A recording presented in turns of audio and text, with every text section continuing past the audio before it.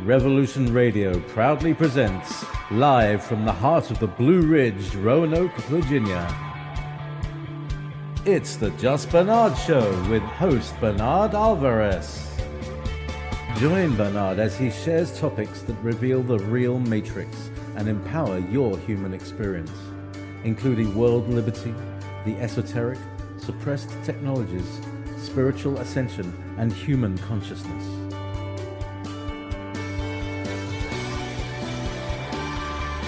Humanity has awakened, and our time has come to realize our full potential.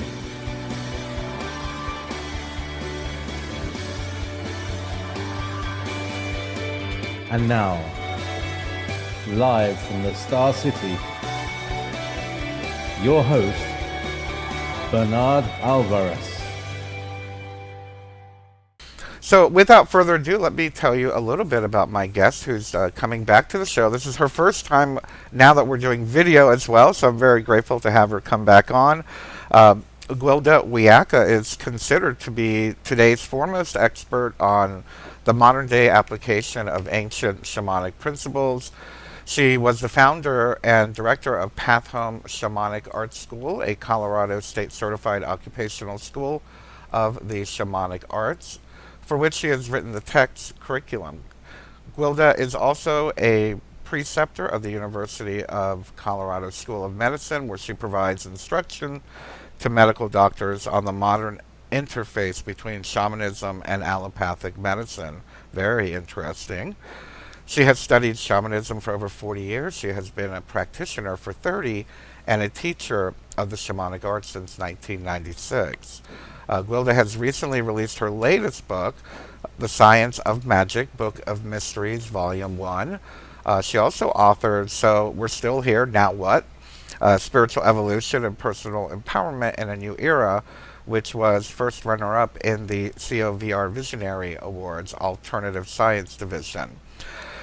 Gwilda is also now the host of the Science of Magic radio show, which broadcasts internationally through the X Zone Broadcasting Network, www.xzbn.net, and her episodes can be found on thescienceofmagic.net. Gwilda has dedicated her life to bridging science and magic in order to bring unity and enlightenment. An experienced inspirational speaker and singer-songwriter, she conducts workshops and seminars throughout the world. So without further ado, let me welcome Gwilda Wiyaka back to the show. How are you today, Gwilda? Thank you for joining us. Oh, thanks for having me, Bernard. I'm doing well. Yourself? I'm doing pretty good today. It seems to be a very warm day, but I'm holding up. I'm not a fan of the humidity, but I'm happy to be here. So, Gwilda, I always like to start the show kind of like asking our guests, tell us a little bit about your path. What brought you to what you are doing now? What was it like for you to evolve into such a wonderful expert on modern shamanism? Well, it was desperation as a young woman.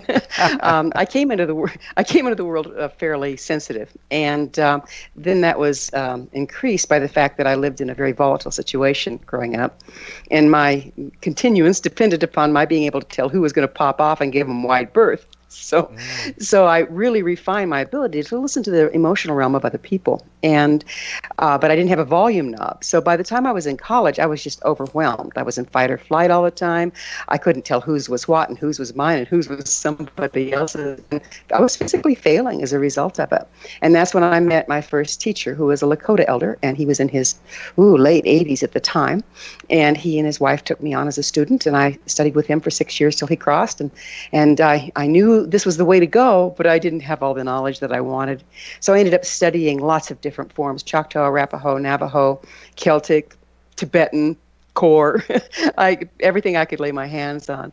And I eventually came to understand that not only was this my salvation, but it was also the next step for humanity. Because if we don't return to the way life works, we're in a lot of trouble.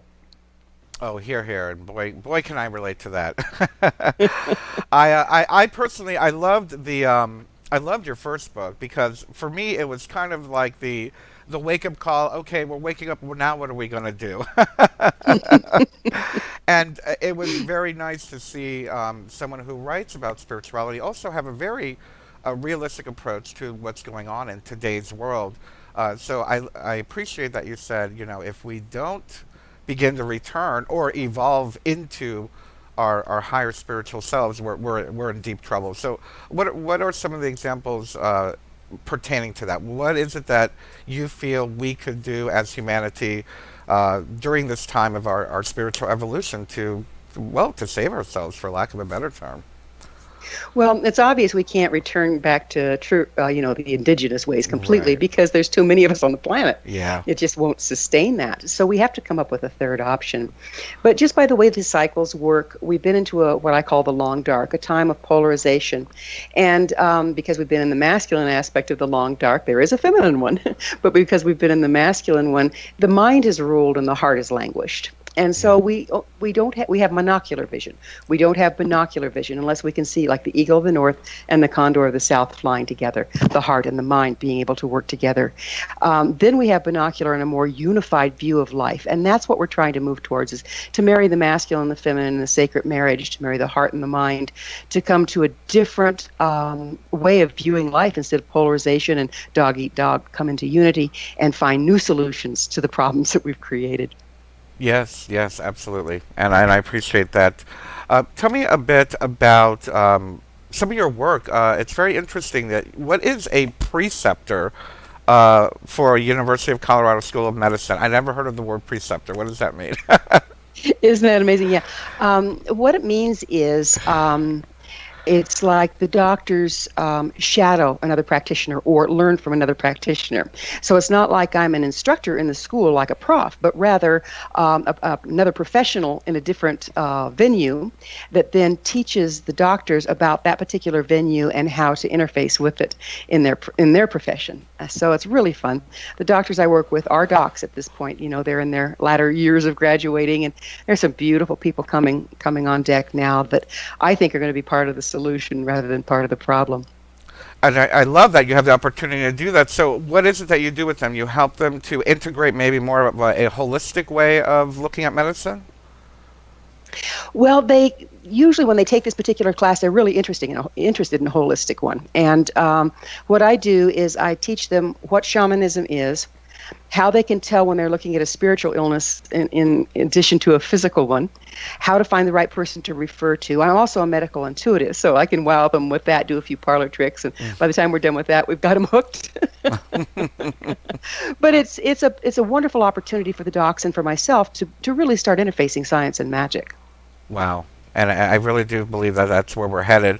I can't help but think of, I forgot who the gentleman was that says that magic is merely science that has not yet been discovered. And if we can bring that all together, what a great place this would be. It's so true because, they both are looking for the same thing, the truth of life. And so they're on a head-on collision course because they're both looking for the same thing from different directions. And now that we're coming into a time of unity, it's the natural progression, I believe. I believe so too, absolutely. Tell me a little bit about your how shall we say, your shamanic schooling. You said that you were trained by a Lakota. Are you Native American, or were you drawn to it and a lovely Native American decided to help you?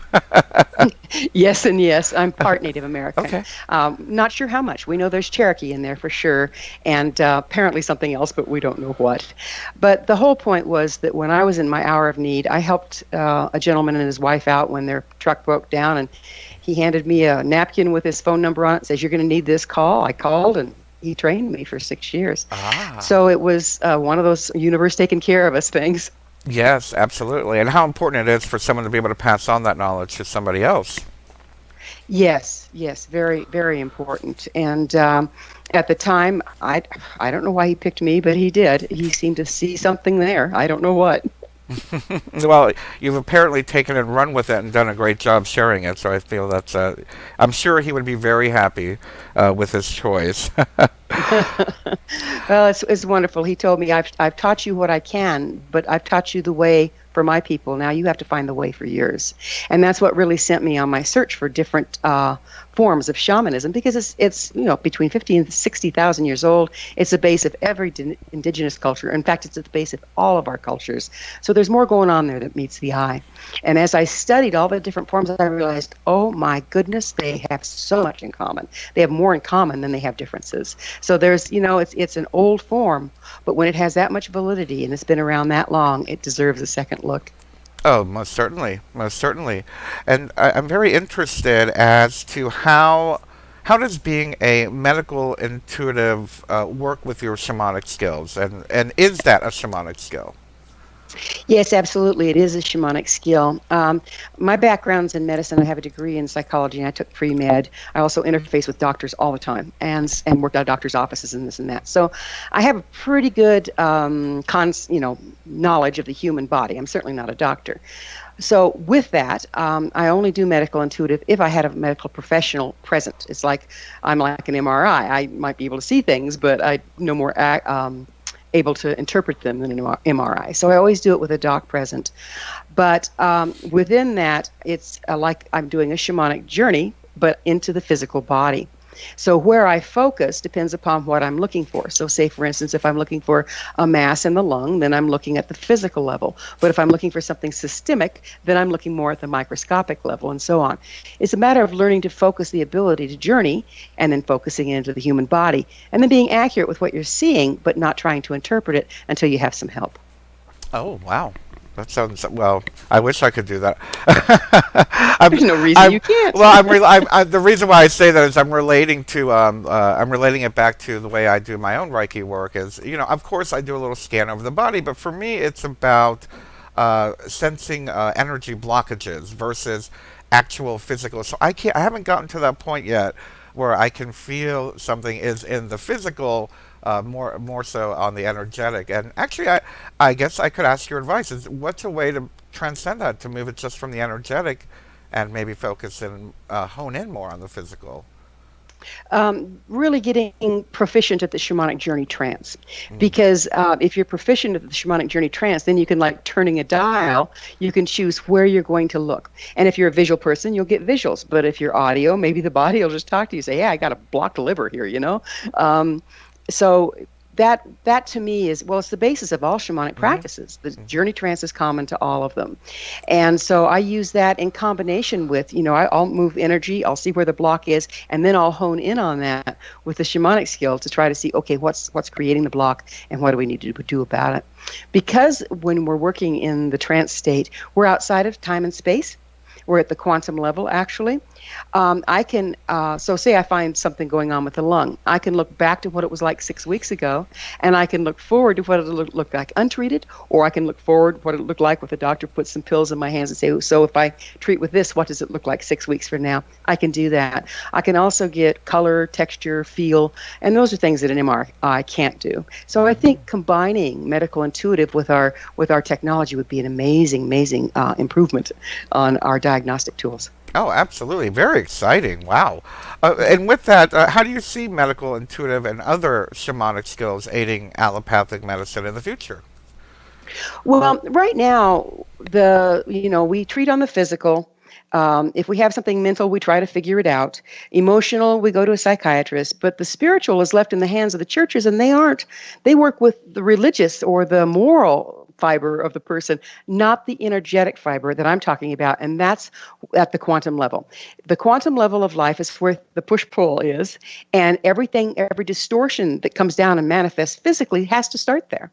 So if we can correct the distortion at the quantum level, then we can correct the problem physically and have it stick. If we don't correct the energetic portion of it, we correct it physically, but then it crops up someplace else because the imbalance is still present at the quantum level before it's made manifest physically. So if we can combine the two, treatment on the physical, let's face it, there's times you don't have time for a soul retrieval to save you, You need to patch it up and then look at the spiritual aspect of the illness. So if we can get it together, I think it can be an amazing shift in the way we're able to heal and maintain our health.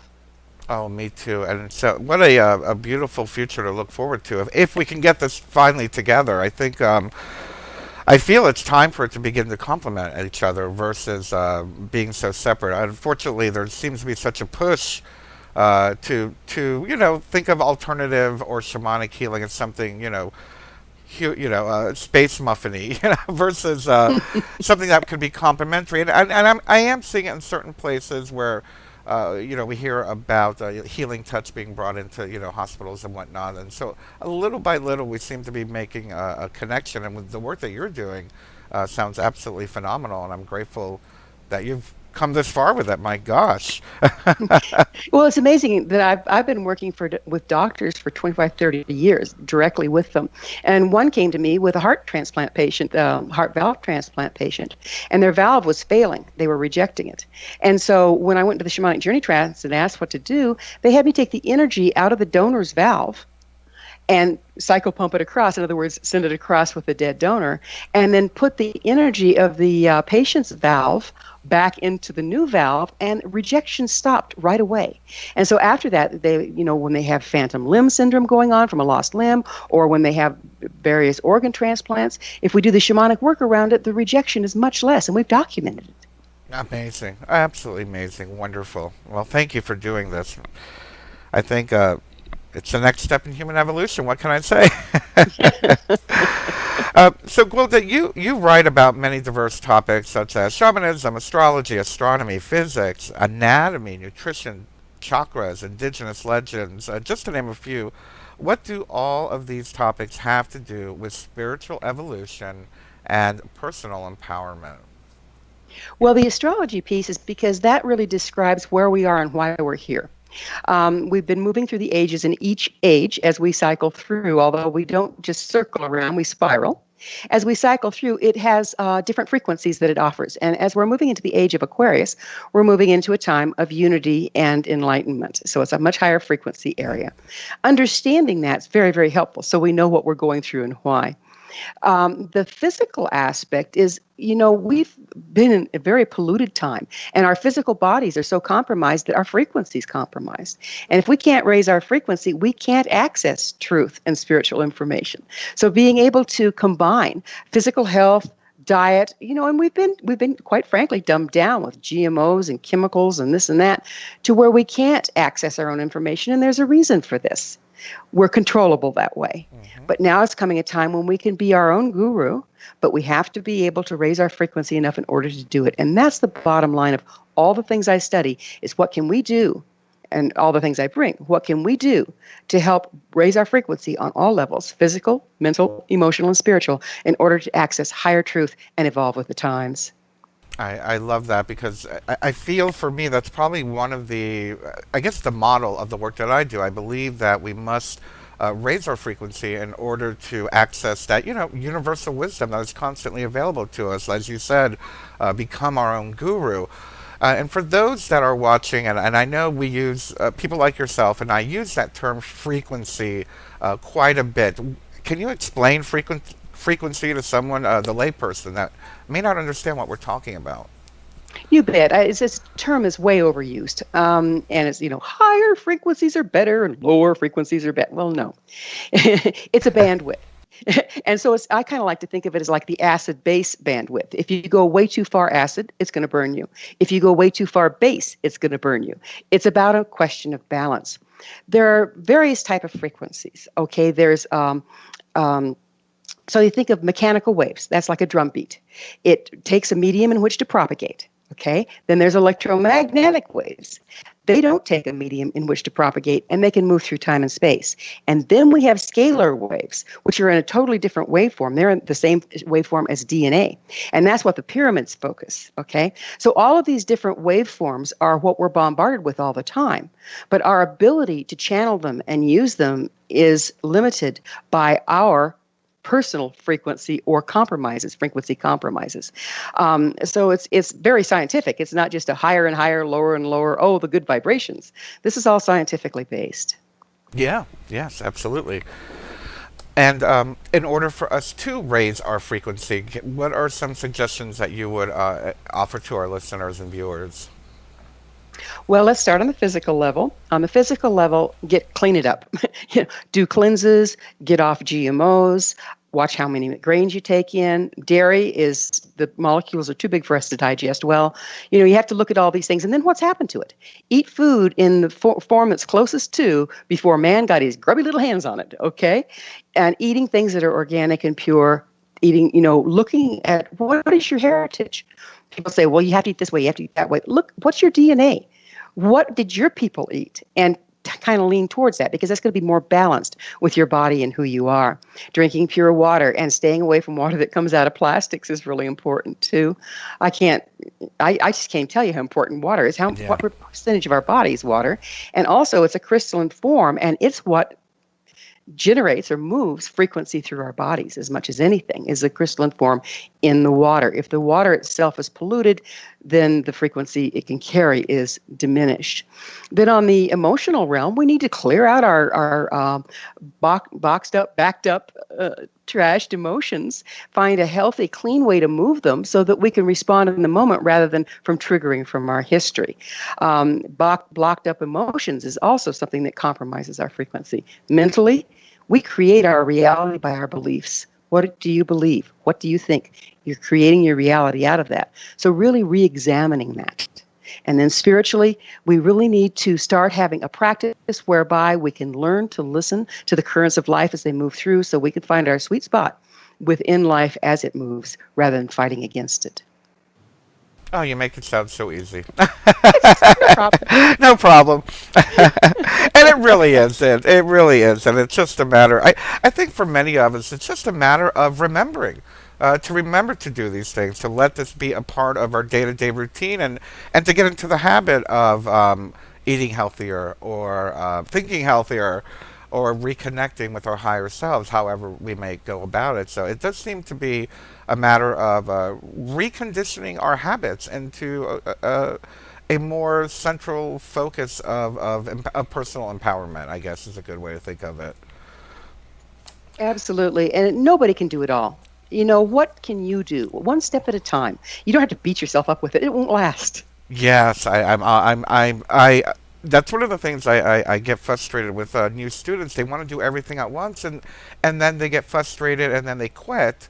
I always say, let's focus on harm reduction. What can we do to make it just a little bit that much better today or tomorrow? We can't do it all at one time. Well, self-acceptance is so important. I'm good just like I am. Tomorrow, if I do this, maybe I'll be a little better. Coming from that aspect rather than, oh, I shouldn't have had that brownie. Oh, I shouldn't have done, get the whip out, Oh, That's yeah. low frequency right there. Shoulda, woulda, coulda. I would say get should out of your vocabulary. Absolutely. Anyway, so we're going to be coming up on a commercial break in just a few moments. Gwilda, tell us a little bit about where people can find you, your work, and your radio show. Sure. My professional website is findyourpathhome.com. You can find my classes and my topic-driven episode collections from radio there, as well as private sessions. Myself and my certified shamanic practitioners are available there for long-distance, internationally, sessions for shamanic healing. And then my radio show, the topic-driven episodes, and also the past episodes are available on thescienceofmagic.net, and that's free of charge to everyone. My pleasure to offer you can't believe the people I've been interviewing, just wonderful, like yourself, say for instance. Yeah, so that you can find that there. That's great. Wonderful. And everybody, we're going to be coming up on a commercial break. When we return, we're going to continue our discussion with Gwilda Wiyaka. We've got so much more to cover. I don't know how much we can get in 30 minutes, but we'll do a really good job. As well, I want to remind everybody that next week, I can't believe it already, is the summer solstice. So I'm actually going to do a summer solstice meditation radio show. We're going to focus strictly on the summer solstice. We'll talk a little bit about the history of it and what it is. A lot of people don't even know what it means. So that'll be next week, and we'll be right back after this commercial break. And now, back to your host, Bernard Alvarez.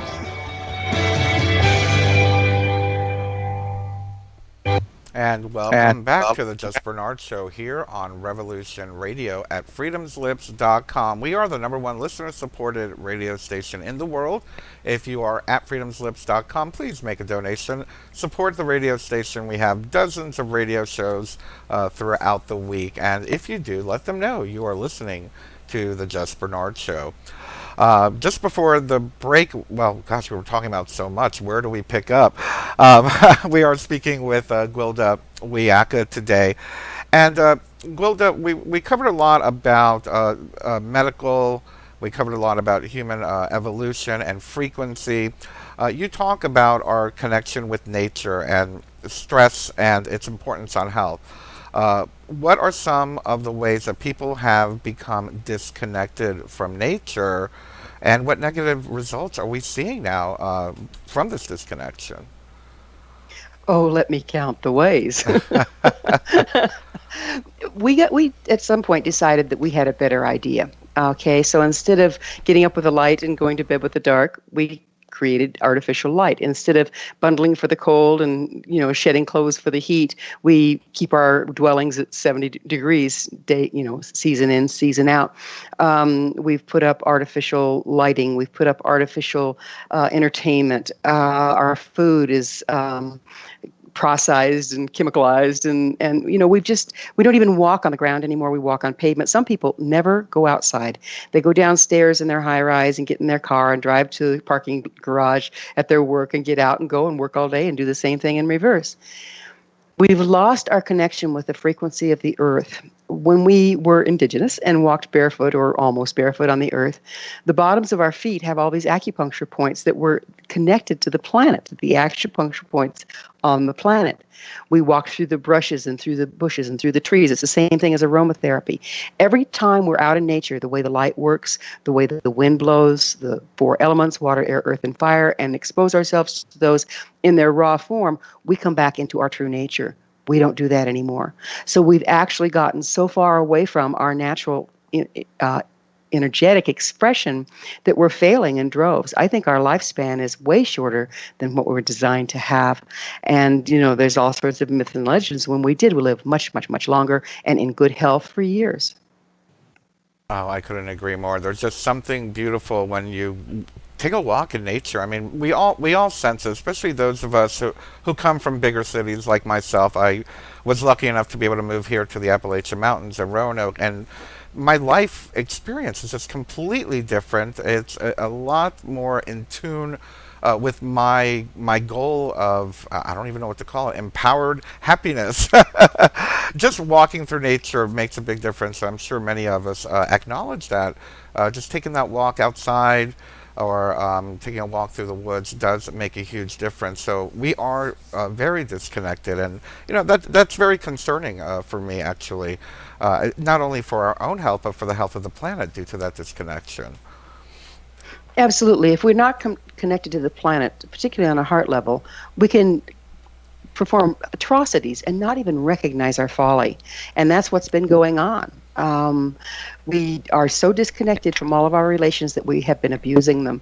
And it's time that we straighten that around before we don't have any relations to abuse anymore. Yes, I couldn't agree more. You talk about several galactic events converging at this time and the resulting frequency shifts affecting humanity.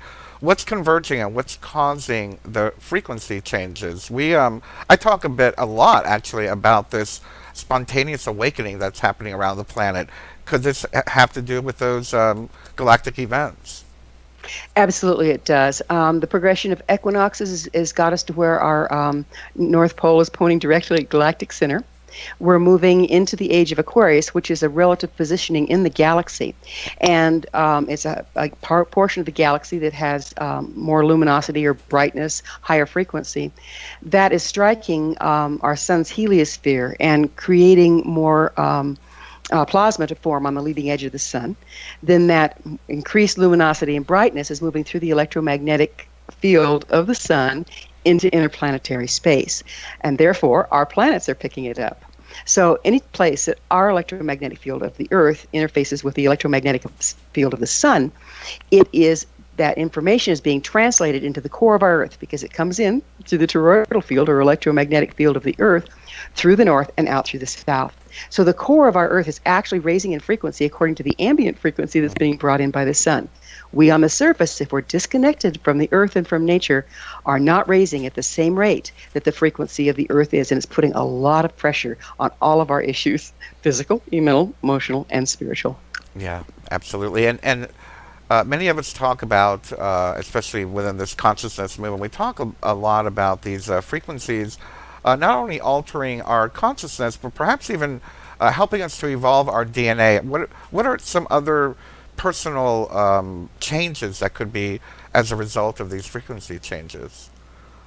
Yes, I like that you brought up the DNA, because our DNA has been compromised for generations because of the lower frequency that we've been in. Our DNA, our chakra systems, all respond to light. When the light increases, they say we have junk DNA. God don't make no junk, right? What it is inactive DNA that's now being activated. And a lot of the DNA compromises that we have are being dismantled because the other DNA is coming online. There's more frequency overall, and it's literally shaking off the stuff. So we are evolving on all levels. We have the opportunity to evolve on all levels. In fact, it's pretty difficult not to. You have to really stick your head in the sand and grit down to not change at this time, and that's the good news. That's true, but there are those that are just gritting their teeth and not allowing any change to happen. Well, they're trying, absolutely. And, I used to wonder, what's going to happen? I mean, do we all have to evolve? Well, no. It's, free will universe. What are we going to do? So, of course, I did a shamanic journey on it. That's where I get a lot of my information. And what I was shown is that the people that are gritting down and choosing not to change will live out their lifetime according to however, their health holds up underneath this increased strain, given the resistance. Because let's face it, it's like having the foot on the gas and the brake at the same time. But once they cross, as the Earth moves into a higher frequency portion of the galaxy, they're not going to be able to reincarnate at that frequency. So it'll just kind of take care of itself, and within several generations, we're going to have people here that are more in alignment with the current frequency. That's the way it's worked for millennia, and that's the way it'll continue to work. It's all about evolution, absolutely. Well, there's devolution too. Yes. Depending on what direction we're looking at, yeah. Someone had asked a question actually on the Facebook chat, and they're asking, when you're talking about quantum, tapping into the quantum, are you talking about tapping into the Akashic records, and what's the difference? Okay, the quantum level of life is like quantum physics. It's the energetic push-pull that in the space of all things.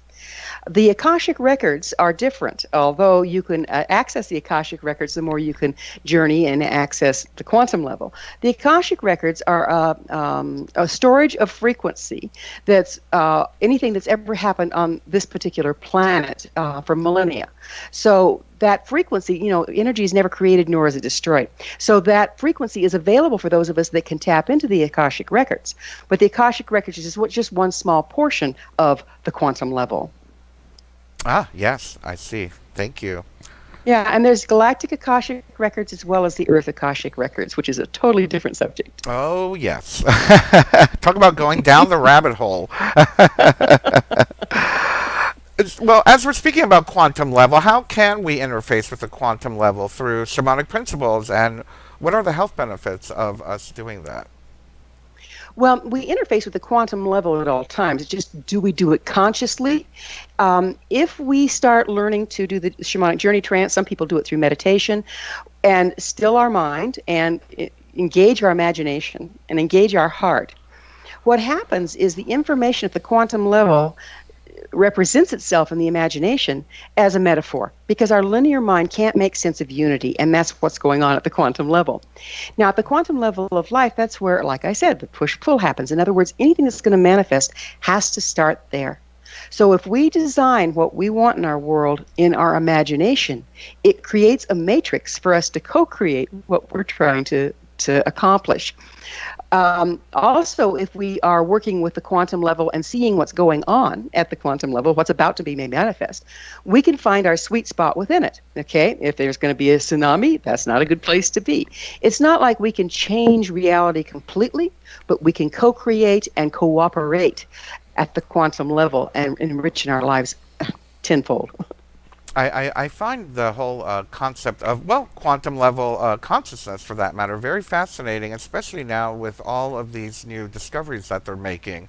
I'm constantly reading how, well, for example, now they're being able to show how, on a quantum level, particles can almost like teleport, moving from one dimension to another. They're finding, excuse me, making other discoveries with consciousness. And with that being said, what are your thoughts on the evolution of human consciousness and how much of that is going to play into this awakening of humanity? It is the awakening of humanity. It's like, at some level, we have access to that consciousness. That's where we go when we dream, to whatever degree we can, given our personal frequency or personal frequency restrictions. But the reality that we live, that we buy into, this monodimensional reality, is created by our belief systems. But it's not the only reality. It's just where we're tuned in. That's where our dial is set. It doesn't mean we can't go to country and western from rock. Okay, but you have to turn the dial. You have to learn how to turn the dial. You have to even know there's a dial to turn. So we're living in an illusion of our own making. We have to step out of that in order to embrace all that is. Yes, yes. I call that the story. Stop telling yourself the same story over and over again. We all have the story, and we identify with that story. Like, it's our identity. And just like you said, we have to step out of that to be able to become co-creators. I'm interested in your thoughts on the chakra system. We hear so positive, negative, all this new information seems to be coming out as far as our spirit bodies and our chakras. How does that relate to our DNA and our evolution? Can you help us understand that a little bit? I'll do my best. Our chakra system channels light, okay? Every chakra, well, not every chakra, but our major chakras, the ones that everybody agrees on, are anchored in endocrine glands, except for the heart. And the heart's a very interesting one we'll get into in a little bit. But because they're anchored in an endocrine gland, that's the place where spirit and matter come together. So the chakra is anchored in the endocrine gland. Endocrine gland puts hormones into the bloodstream, which feeds the body. So it's, again, like I said, it's the bridge between spirit and the mundane. As we're moving into these times where there's a much wider bandwidth of light, our chakras are expanding in their expression, and chakras heretofore dormant, just like our dormant DNA, are starting to come online. So we're becoming more intelligent frequency-wise. There's more to us. We have more bandwidth. To the degree that we continue to process, that will continue, but it's going to put a lot of pressure on the places that we aren't moving. So we have to be able to, again, goes back to process. There's no replacement for it. You have to be able to process in order to be able to evolve with the times and allow the light to come through the chakra systems and to help your body and DNA to evolve. Then there's the little issue about the heart. The heart is the center of the body. It's the place where earth energy and sky energy meet. And there's this prophecy of when the eagle of the north and condor of the south fly together, then we'll know unity, then we'll evolve. Well, that's what's going on here. What is little known is the heart is not just a mechanical pump. What it actually does is it spins the blood. So the blood spirals through the cardiovascular system. Within the blood are red blood cells. Within the red blood cells are iron, just like the center of the earth. When there's a spin put on the blood, it creates an energetic field, an electromagnetic field. They've measured it. It's a toroidal field. It's around everyone's heart, and that's where we interface with the electromagnetic field of everything else that is. Any place one electromagnetic field crosses another electromagnetic field, they create X points. Now, NASA's been looking at these. Those X points are actual wormholes between time, space, and dimensions. And that's the facility that shaman have used for over 60,000 years to go into journey and get information.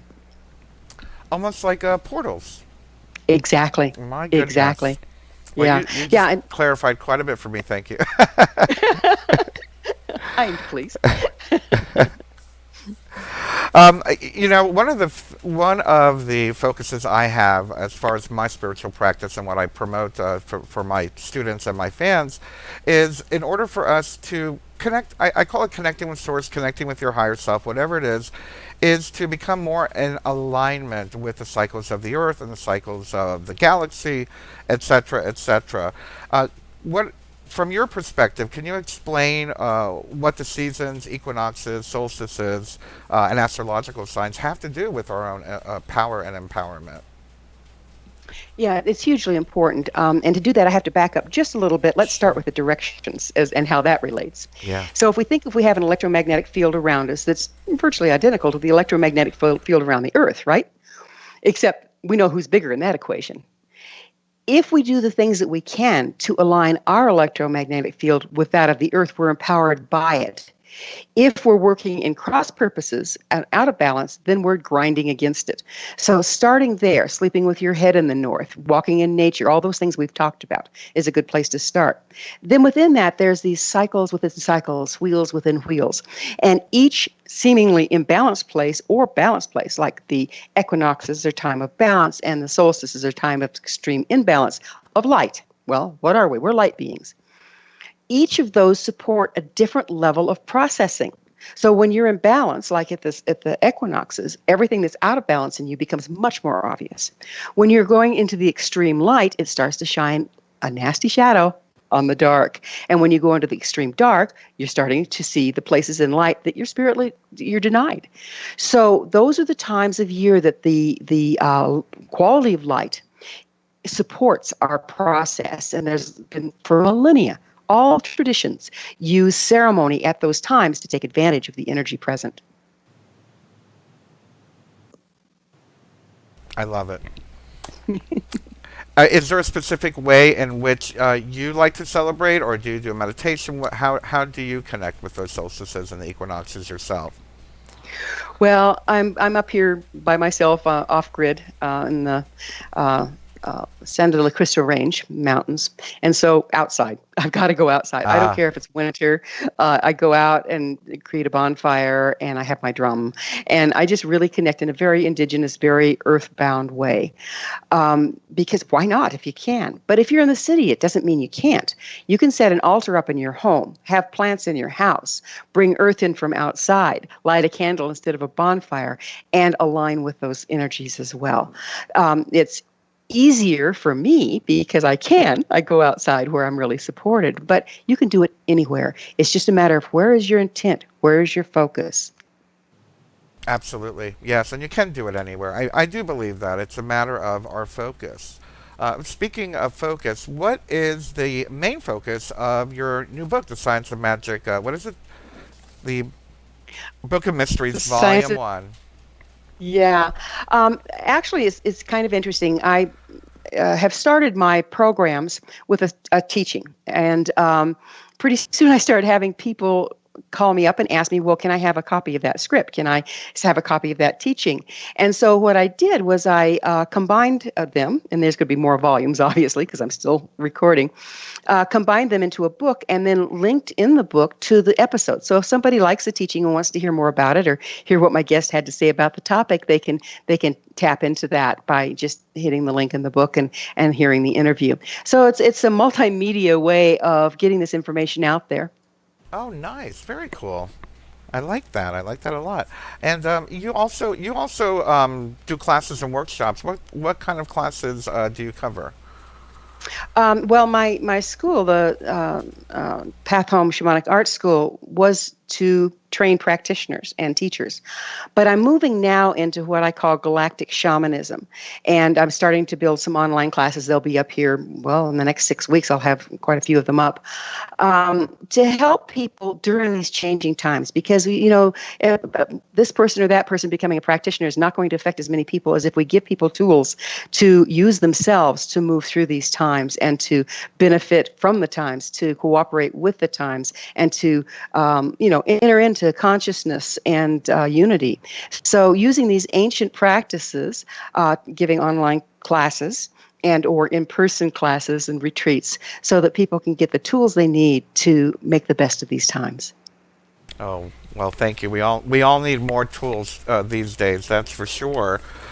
In your book, and I love that you say this in your book, that there is no ultimate truth. I love things that question our ego and make our ego go, what? What do you mean by that? Why do you say that there is no ultimate truth? Well, I like to relate it to, think of a small child, and they ask you about the birds and the bees, right? You're only going to give them a particular portion of the information. You're going to overwhelm them. They're not going to be able to make sense of it, okay? So if you're honest with them to the degree that you give them information, you're speaking truth at their level. As they get older and can process more of the information, you can give them more of the information, and then they come to another level of truth. Well, we're the same way. We are multidimensional beings living in a monodimensional world. At the monodimensional level, certain things are true. But as we evolve beyond that, well, that was true, but that's not the whole story. Here's the other half of that story, but it's not just half. It continues to evolve. So the degree and to truth is only relative to where we are frequency-wise in the frequency scale. And I don't think there's any limits to that. So as being a teacher, as being a shamanic practitioner, my job is to match the frequency where my client is at that time, give them the answers they need there or the healing they need there, and then move forward. So shaman are actually frequency masters. And at every frequency, there's a different level of the truth. Yes, here. I'm thinking what a great example of that is, for example, reading a book. I believe I was reading a book on shamanism. I'm thinking about this now, many years ago, and then rereading it later and going, "Oh, now I get it." I wasn't quite prepared for that one aspect of that information, but maybe many years later it came through. So, I think that really makes a lot of sense. And we're running out of time, so I'm wondering. If you knew the whole world was listening to you at this very moment, what would you like to tell them? You're not alone. Drop into your heart, and it'll unite you with all that is. You are love, and everyone loves you. Oh, that's perfect. Well, what a perfect way to end the conversation. Thank you so much, Gwilda. And again, can you please remind us where people can find your new book, and where can they find your website? Okay. My website is findyourpathhome.com.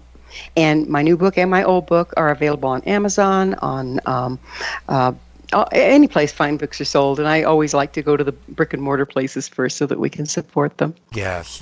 Here. I agree. Well, I thank you so much, Gwilda, and I really appreciate you coming on the show today. It was always a pleasure to talk to you. Bernard, such a pleasure. You keep up the good work. Thank you very much. And everybody, I just want to remind you that next week is the solstice. We will be here doing a lovely solstice ceremony, talk, discussion, meditation, all of the above. I love you. Have a wonderful week. I'll see you then. Bye-bye.